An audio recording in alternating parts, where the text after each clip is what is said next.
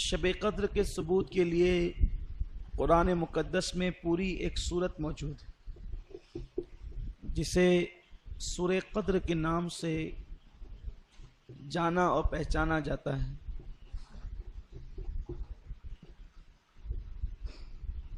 سورہ قدر کا شان نزول ممکن ہے کبھی آپ نے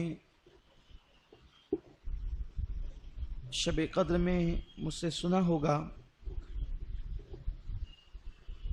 اس کی طرف بھی اشارہ کرتے ہوئے گزرتے ہیں کہ ایک دن اللہ کے حبیب صلی اللہ علیہ وآلہ وسلم نے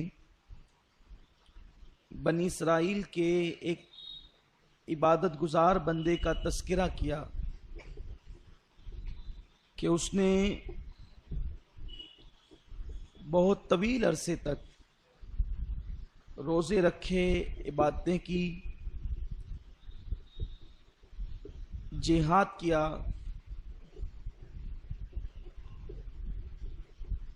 اور اسی طرح لمبی عمر والے عابدوں کے تذکرے جب ہوئے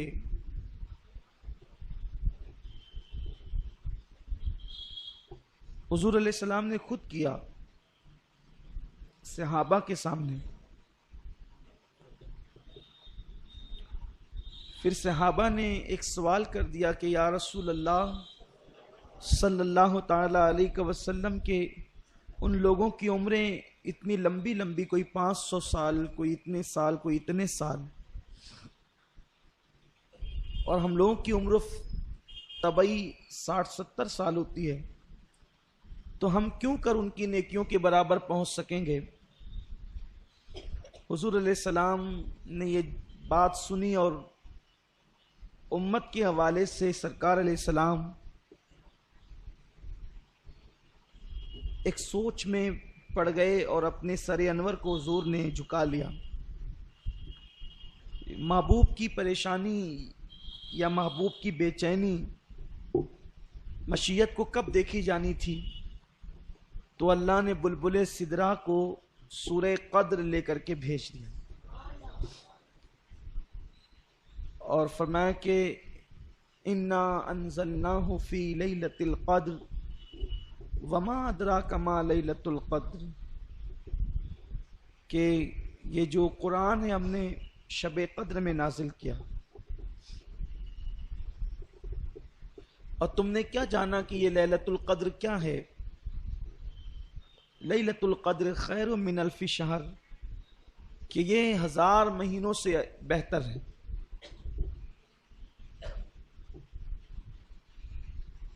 یعنی اس رات میں کوئی بندہ عبادت کر لے تو اس کو 1000 مہینوں سے زیادہ عبادت کرنے کا ثواب مل جاتا ہے۔ حیرت اس بات پر ہے کہ سوال عمر کے متعلق ہوا تھا، عمر بڑھا دی جاتی، شب قدر کیوں دی گئی؟ تو صحابہ کو جو عمر کے متعلق سوال تھا وہ نیکی کی حرص کی بنیاد پر تھا کہ ان کی نیکیاں سینکڑوں سال کی ہوگی اور ہماری عمر تو 60-70 ہی سال ہوتی ہے۔ تو اللہ تبارک و تعالیٰ نے ایک رات ایسی دے دی جو 80-85 سال سے بہتر ہے، یعنی اس میں اگر کوئی عبادت کر لے تو اس کو اللہ 80 سال سے زیادہ عبادت کا ثواب عطا فرماتا۔ عمر نہیں بڑھائی، ایک رات ہی 80 سال سے بہتر عطا کر دی۔ اس میں مفسرین فرماتے ہیں کہ حکمت یہ ہے کہ جن لوگوں کی عمر 500 سال ہوئی ہے، 700 سال ہوئی ہے، اگر انہوں نے عبادتیں کی ہے تو ان کے کچھ گناہ بھی ہوں، اور اگر ہماری زندگیاں بھی 500 سال ہوتی تو 60-70 سال میں ہم جو گل کھلا رہے ہیں وہ ہمیں معلوم ہے، آپ بھی جانتے ہیں اپنے اعمال اور ہم بھی جانتے ہیں۔ تو 60-70 سال کی عمر میں جو گناہ کر رہے ہیں، اگر 500-400 سال کی عمریں ملتی تو خدا جانے کیا کرتے۔ تو اللہ کو چونکہ محبوب سے پیار ہے تو پیار جو محبوب سے ہے تو محبوب کی امت سے بھی پیار ہے. تو زندگی نہیں بڑھائی, ایک رات 80 سال سے بہتر اور افضل عطا کر دی تاکہ تمہیں نیکی چاہیے نا, تو 500 سال 1000 سال جینے والا دوسرے نبی کا امتی محشر میں جو نیکی لے کر نہیں آئے گا, وہ میرے محبوب کا 60 اور 70 سالہ عمر والا امتی وہ نیکیاں لے کر کے آئے گا, کیونکہ ایک رات جو ان کو 80 سال سے بہتر مل گئی ہے. اس لیے اللہ نے عمر بڑھانے کی, اچھا اگر عمر مل جاتی اتنی تو پھر اس میں سونا بھی ہے, کاروبار بھی ہے. اللہ کا کتنا کرم کہ ایک رات ہی 80 سال سے بہتر دے دی کہ اس رات نہ سونا. اگر 80 سال عبادت گزار بننا چاہتے تو اس رات نہ سونا جو رات لیلۃ القدر ہے, اس میں پھر جاگتے ہی رہنا, پھر اس میں کوئی کام بھی نہیں کرنا, صرف عبادت کرنا. حدیث پاک میں آیا ہے کہ اللہ کے رسول صلی اللہ علیہ وسلم صحابہ سے کہتے تھے کہ پھر اس رات کھانا بھی مت کھاؤ, جتنا ٹائم کھانے میں جائے گا اتنا وقت بھی عبادت میں گزار.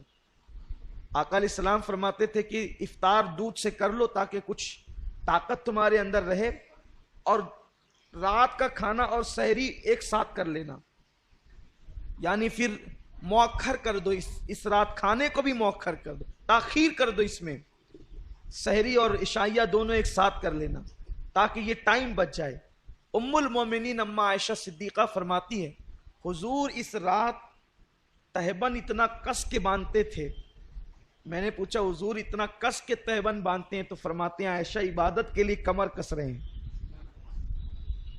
جب ٹائٹ کوئی چیز کمر میں باندھی جائے تو پیٹھ سیدھی ہوتی ہے, اور اس میں کھڑے رہنے کے اندر جو ہے وہ انسان کو مدد ملتی ہے.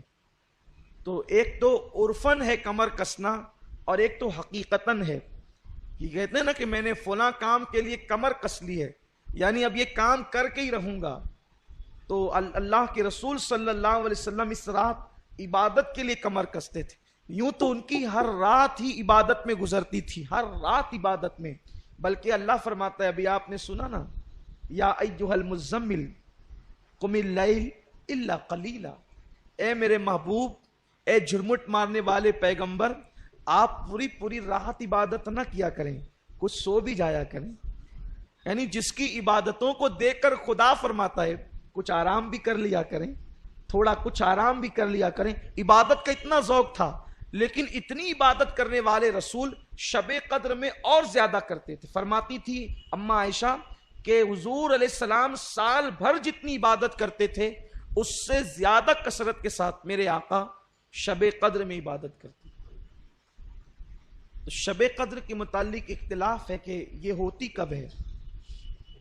کچھ لوگوں نے کہا کہ یہ 23ویں تاریخ کو ہوتی, اس لیے بعض صحابہ 23 کو عبادت کرتے تھے. کچھ نے کہا کہ وہ 25 کو ہوتی ہے, کچھ نے کہا کہ وہ 27 کو ہوتی ہے, کچھ نے کہا کہ 29 کو ہوتی ہے, کچھ نے کہا کہ یہ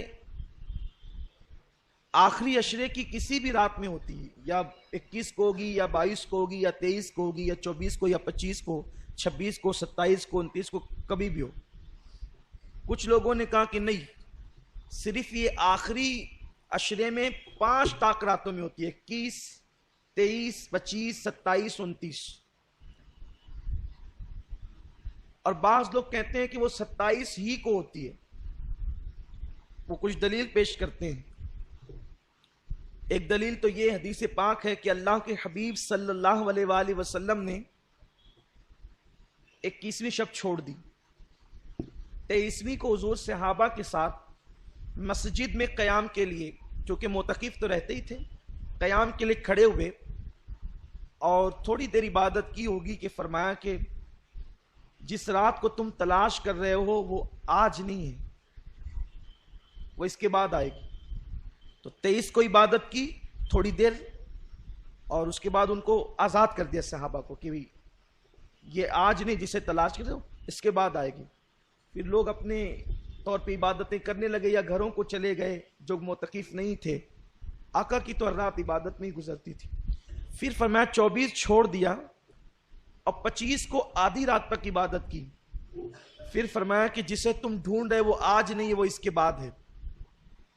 پھر 26ویں شب چھوڑ دی اور 27ویں شب میں حضور نے عبادت کی اور پوری رات عبادت کی، اور رات کے آخری حصے میں اتنی دعا گڑ گڑا کر کے کی کہ صحابی کہتے ہیں کہ ہم کو یوں لگا کہ آج سحری حضور نہیں فرمائیں گے، اللہ کے حبیب صلی اللہ علیہ وسلم آج سحری چھوڑ دیں گے کیونکہ سحری کا وقت تو اب گزر جائے گا۔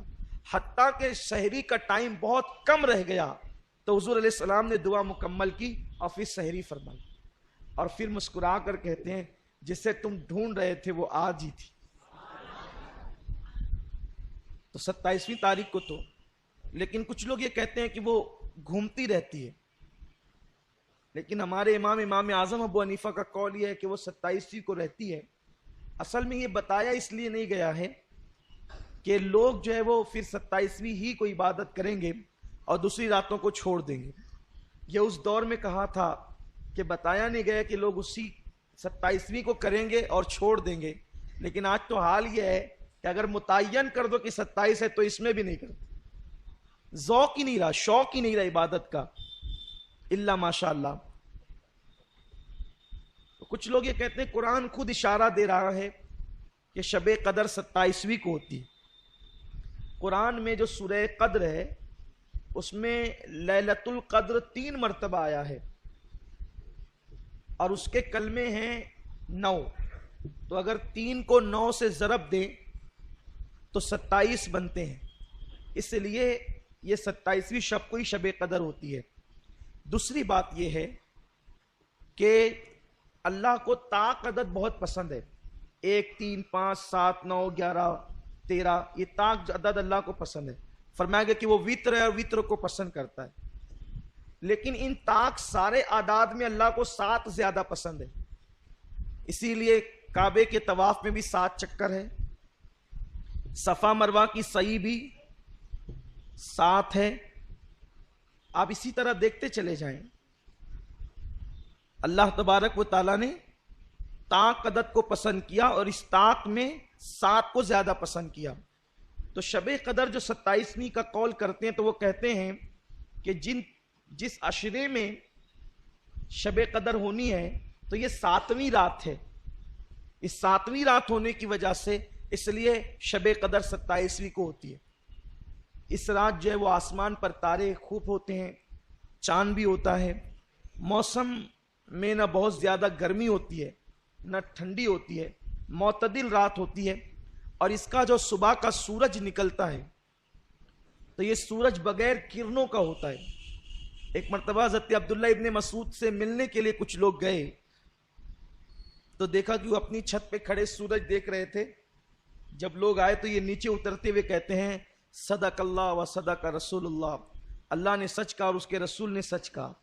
تو لوگوں نے کہا کیا بات ہوئی؟ تو کہا کہ میں نے حضور سے سنا تھا کہ جو شب قدر ہوگی اس کا صبح کا سورج بغیر کرنوں کے ہوگا، سفید سورج نکلتا ہے، تو میں دیکھ رہا ہوں کہ رات میں نے ساری علامتیں دیکھی شب قدر کی، تو صبح دیکھا تو سورج بغیر کرنوں کا تھا، اسی لیے کہا کہ اللہ کے رسول نے سچ کہا اور اللہ نے سچ فرمایا۔ تو یہ رات کی بڑی علامتیں ہیں، اور اس ایک رات کی عبادت اللہ نے 80 سال سے بڑھ کر کی، اسی لیے جب یہ رات آئے تو اس میں مغرب کے بعد غسل کرنا سنت ہے۔ بعد مغرب حضور علیہ السلام کا معمول ہے کہ اللہ کے حبیب صلی اللہ علیہ وسلم بعد مغرب غسل فرماتے تھے۔ اس کے بعد آقا کریم صلی اللہ علیہ وسلم مسجد میں عبادت کرنا اس رات کو پسند کرتے تھے، گھر میں بھی کر سکتے ہیں، لیکن بلکہ صحابہ کرام تو شب قدر میں نئے لباس کا اہتمام کرتے تھے، نئے کپڑے وہ پہنتے تھے شب قدر میں۔ اس صحابہ تو ایک ہی لباس سلا کر رکھے ہوئے تھے، جیسے حضرت انس ابن خزیمہ وغیرہ، کہ یہ حضرات اسی رات میں وہ لباس پہنتے تھے اور پھر کسی وقت اس لباس کو استعمال نہیں کرتے تھے۔ آقا کریم صلی اللہ علیہ وسلم سے پوچھا گیا کہ یا رسول اللہ اگر ہم شب قدر پائیں تو اس میں سب سے زیادہ کون سی عبادت کریں؟ اللہ کو اس رات کون سا عمل سب سے زیادہ پسند ہے؟ تو اللہ کے حبیب صلی اللہ علیہ وسلم نے فرمایا اگر وہ رات تمہیں مل جائے تو کثرت کے ساتھ دعا کرنا، کیونکہ اس رات اللہ کو دعا بہت پسند ہے۔ حضرت اماں عائشہ صدیقہ نے پوچھ لیا یا رسول اللہ دعا تو کریں، کون سی دعا زیادہ کریں، وہ بھی سکھا دیں۔ تو آقا نے فرمایا کہ یوں کہو اللہم انک عفو کریم تحب العفو فاعف عنی، اللہ تو عفو ہے، تجھے معاف کرنا بہت پسند ہے، سو تو ہمیں معاف فرما دے۔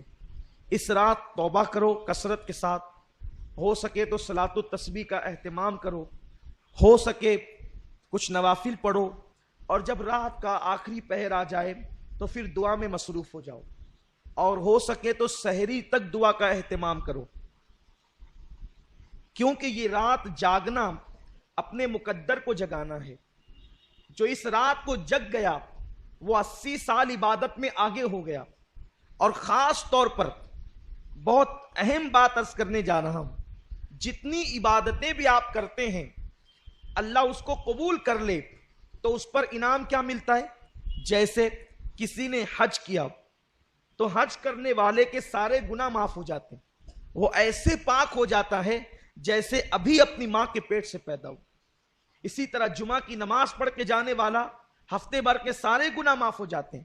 اسی طرح رمضان شریف کے روزے رکھنے والا گزشتہ رمضان شریف اور اس رمضان شریف کے درمیان جتنے گناہ کیے تھے اللہ سب معاف کر دیتا ہے، سارے گناہ معاف ہوتے ہیں۔ لیکن شب قدر کی ایک انفرادی خصوصیت یہ ہے جو حج میں بھی نہیں ہے، بڑی ذمہ داری سے عرض کر رہا ہوں، جو حج میں بھی نہیں ہے، جو رمضان شریف کے روزوں میں بھی نہیں ہے۔ اگر کسی کو شب قدر مل گئی تو انعام کیا ملتا ہے؟ آقا فرماتے ہیں اگر کسی کو شب قدر ملے اور وہ اس میں عبادت کر لے تو اللہ انعام کیا عطا کرتا ہے؟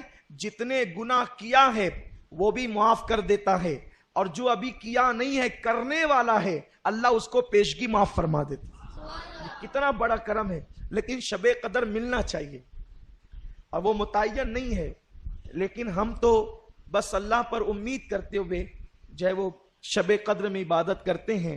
اللہ فرماتا ہے خیر من الف شہر، یہاں تک آپ نے سنا، اب یہ 1000 مہینوں سے افضل ہے، برابر نہیں افضل ہے۔ پھر فرماتا ہے تنزل الملائکہ والروح، اور اس رات فرشتے آتے ہیں اور جبریل علیہ السلام آتے ہیں، اور کیا کرتے ہیں؟ سلام ہی حتی مطلع الفجر، فجر تک وہ لوگوں کے لیے جو عبادت میں مصروف ہوتے ہیں سلامتی کی دعا کرتے ہیں، ان پہ سلامتی بھیجتے ہیں، انہیں سلام کرتے ہیں۔ تفسیر میں آتا ہے کہ یہ جو شب قدر ہے اگر اس کا اردو میں ترجمہ کیا جائے تو ترجمہ یہ ہوگا تنگ کر دینے والی رات، یا تنگ ہو جانے والی رات، یا تنگی کی رات۔ حیرت ہے، اتنی مبارک رات ہے لیکن اس کا اردو میں ترجمہ کیا ہے؟ تنگی کی رات یا تنگ کر دینے کی رات۔ تو اس کا نام تنگی کی رات کیوں ہے؟ تو حدیث پاک میں آتا ہے کہ آسمان سے اتنے فرشتے زمین پہ آتے ہیں کہ زمین تنگ ہو جاتی ہے فرشتوں کی تعداد کی وجہ سے، اسی لیے اس کو تنگی کی رات کہتے ہیں۔ فرشتوں کی وجہ سے زمین تنگ ہو جاتی ہے، یعنی قدم رکھنے جگہ نہیں رہتی فرشتوں کو۔ اور فرشتے کیوں آتے ہیں؟ وہ رات بھر مسافہ کرتے ہیں، مغرب سے لے کر فجر تک۔ کن سے؟ عبادت کرنے والوں سے۔ فرشتے مسافہ کرتے ہیں، فرشتے زیارت کرتے ہیں، تمہاری دعاؤں میں شریک رہتے ہیں۔ اور بعض مفسرین نے تو یہ بھی بتا دیا کہ فرشتے مسافہ کرتے ہیں، اس کی نشانی اور علامت کیا ہے؟ فرماتے ہیں اگر شب قدر میں عبادت کرتے ہوئے تمہاری آنکھوں سے آنسو جاری ہو جائے، یا بدن پر خوف کی کیفیت طاری ہو جائے، یا عبادت میں کیف و سرور ملنے لگے، تو سمجھ جاؤ کہ اب وہ وقت آ گیا ہے کہ فرشتے تم سے مسافہ کر رہے ہیں، جبریل امین تم سے مسافہ کر رہے ہیں۔ اور یہ جبریل اور فرشتے شب قدر میں کیوں آتے ہیں؟ یہ بھی ایک خاص بات ہے۔ حدیث پاک میں آتا ہے کہ فرشتے اور جبریل پورا سال بھر اللہ سے دعا کرتے ہیں، اے اللہ مولا ہمیں زمین پہ جانے دے اور ہمیں ان لوگوں کی زیارت کرنے دے جو ہم سے بہتر عبادت کرنے والے ہیں، ہم سے اچھی عبادت کرنے والے ہیں۔ حیرت ہے، فرشتے آخر ہم ان سے بہتر عبادت زمین پہ کون کر سکتا ہے؟ تو فرمایا گیا ہم کچھ ایسی عبادتیں کرتے ہیں جو فرشتوں کے بس میں نہیں ہے۔ وہ عبادتیں کیا ہے؟ وہ عبادت ہے رشتہ داروں کے ساتھ صلہ رحمی کرنا، محتاجوں کی مدد کرنا، صدقہ دینا، بیماروں کی عیادت کرنا۔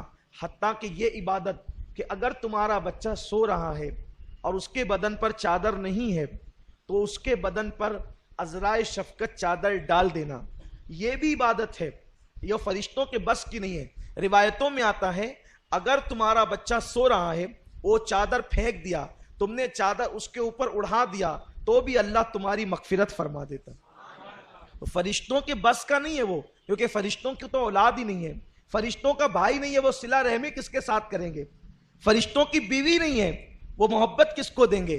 تو وہ کہتے ہیں مولا جو ہم نہیں کر سکتے اور تیرے بندے جو کرتے ہیں ہم سے بہتر والی عبادت، تو ہم ان کی زیارت کے لیے جانا چاہتے ہیں۔ وہ سال بھر دعا کرتے ہیں تو اللہ شب قدر میں ان کو زمین پر نازل فرماتا ہے اور وہ تمہاری زیارت کے لیے آتے ہیں۔ انسان تو کتنا خوش نصیب ہے، اگر تو صلہ رحمی کرے، لوگوں سے پیار کرے، اگر تو لوگوں سے محبت کرے تو تیرا مرتبہ کتنا بڑھ جاتا ہے کہ اللہ کے معصوم فرشتے تیری زیارت کے لیے آتے ہیں، تجھ سے مصافحہ اور تجھے سلام کرنے کے لیے آتے ہیں۔ پیارے آقا صلی اللہ علیہ وسلم کے پیارے دیوانوں، آج لیلۃ القدر ہے، انشاءاللہ اللہ نے چاہت، اور شب قدر کب ہوتی ہے ایک راز ہی کھول دوں تاکہ پتہ چل جائے۔